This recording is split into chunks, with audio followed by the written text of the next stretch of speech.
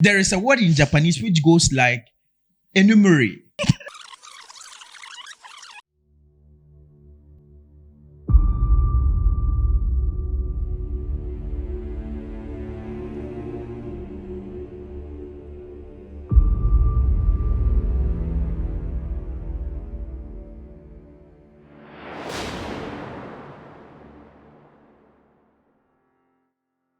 Hello, guys. Welcome to JTV, and this is J-Talkshow. My name is Susan AGYEI.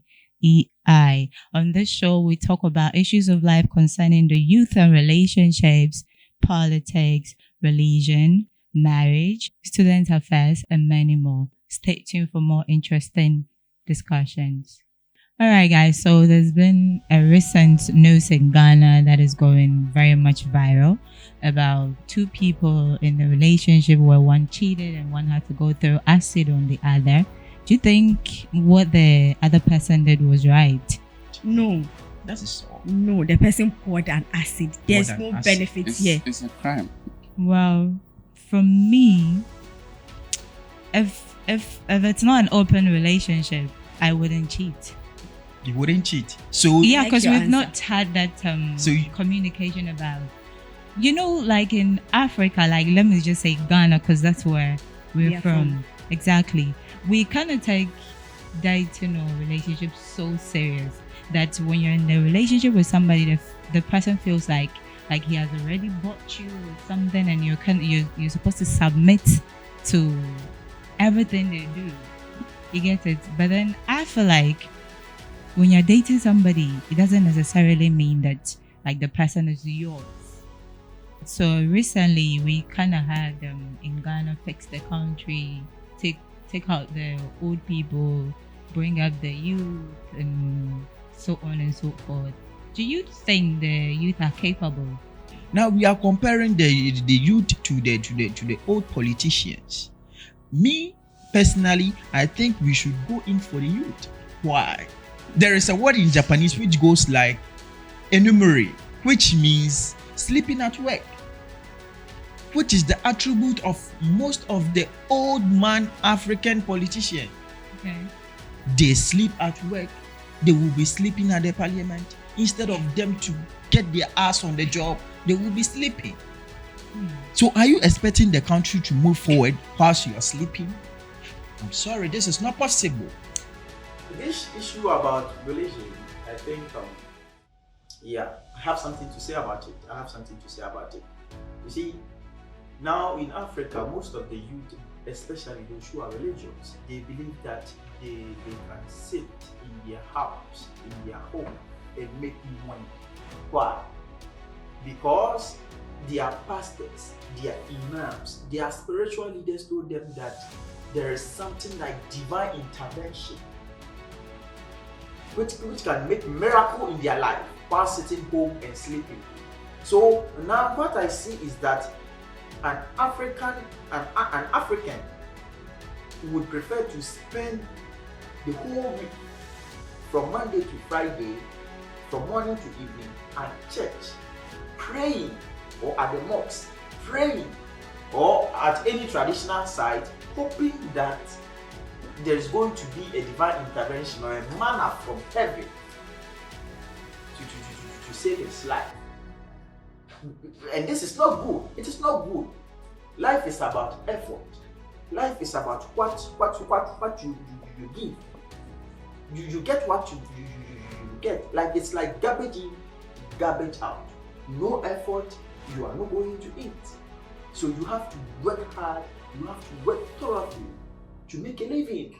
It's not always about praying to God, which is going to save you. You understand?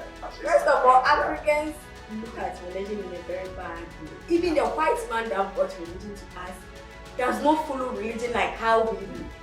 It's so bad on our part. Everything is based on religion.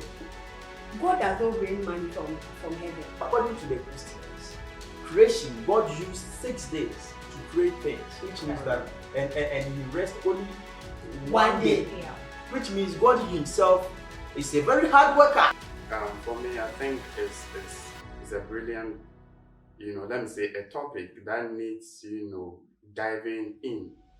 a lot more, because you cannot presume to serve someone you don't know. You understand? That's a big question.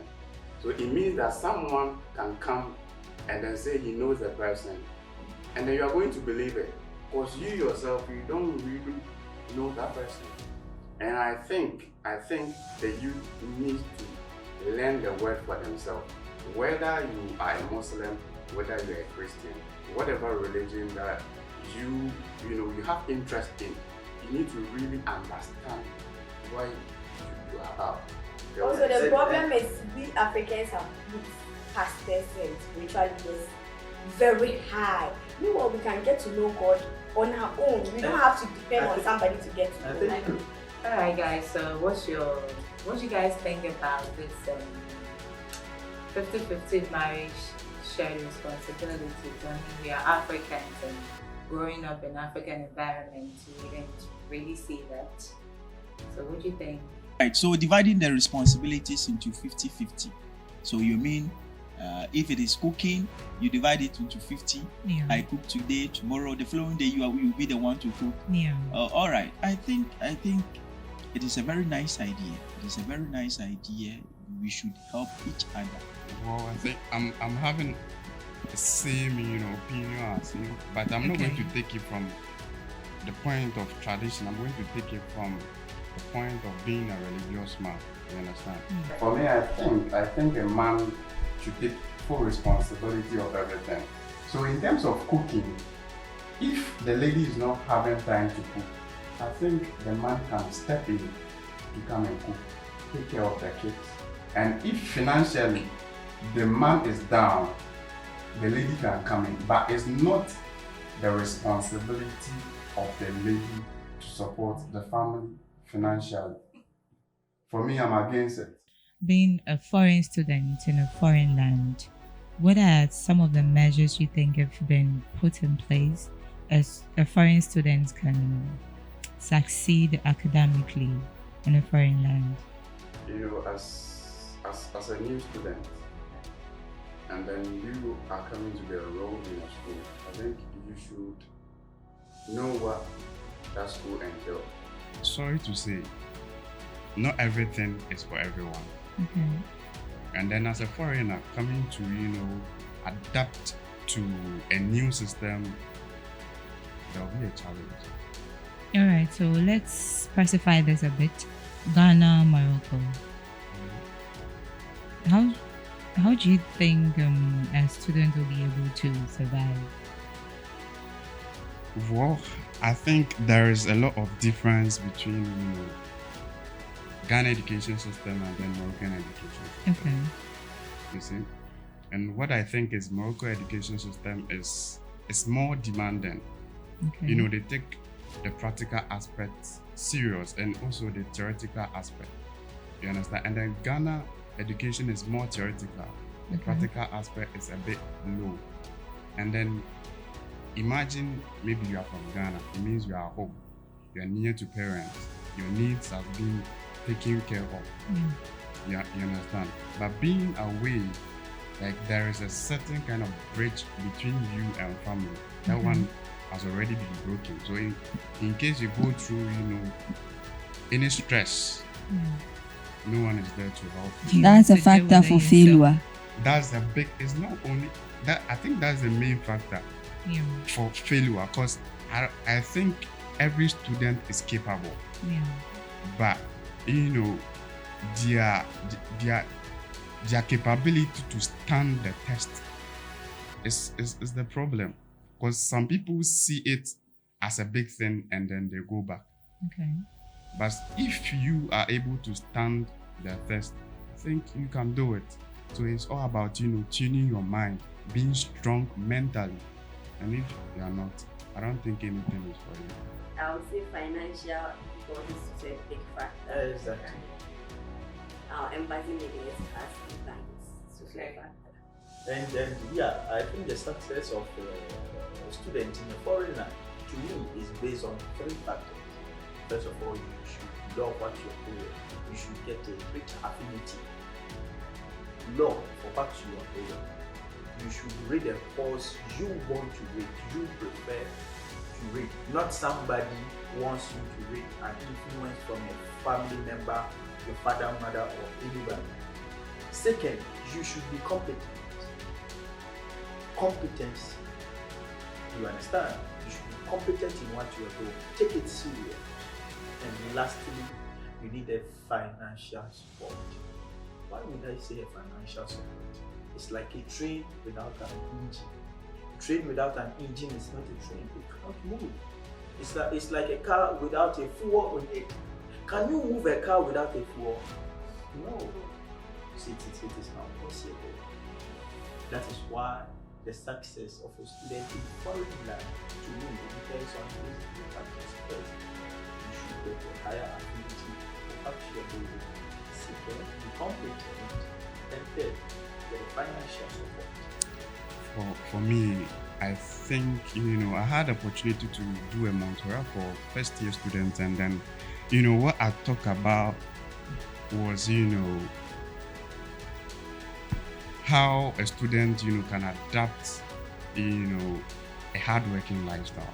Because, he made a point that having an affinity, there are a lot of times that people do not have a chance to do what they like. Yeah. So when you are in that position, what are you going to do? So it means that you should adapt to the situation. It's not always that life gives us what we want. It's about taking what life gives us, life and making happens. it better. Yeah. You understand?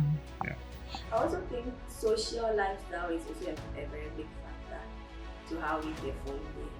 Because the saying goes, all we can do is Jack the dog boy. right, thank you. And social life is whack in Morocco. It also affects us. And I think that is very true. But whilst socializing with people, we should be very careful. Our success depends on the people we work with. Yeah. Ghana is headed to IMF, and as we are speaking, the IMF team heads to Ghana on Monday to discuss the loan program and how they go about giving Ghana some support to help regulate our economic crisis. Do you guys think this is the first time Ghana is going to IMF? And upon all the resources we have, do you think IMF will be the solution to our economic crisis? It's very sad for Ghana to always run to this IMF thing, which, I don't know, but to me personally, it doesn't make sense. Ghana has a fertile land, lot of resources. We produce cocoa, we produce a lot. I think when you come to the aspect of resources, especially gold, we have it all right. But what's the percentage that comes back to Ghana? People mine it like the Chinese you are talking about. They mine it for themselves. About just 5% comes back to Ghana. The leaders know. Mm-hmm. And then this is a temporary measure that's why they are running to, IMF for this money to be pushed into the economy, to boost the economy. Prior to our current, instability, So our problem is, why are we not looking into the future and then starting to, build from now? Yeah. Our planning is very poor, yeah. and our vision is bad. very bad.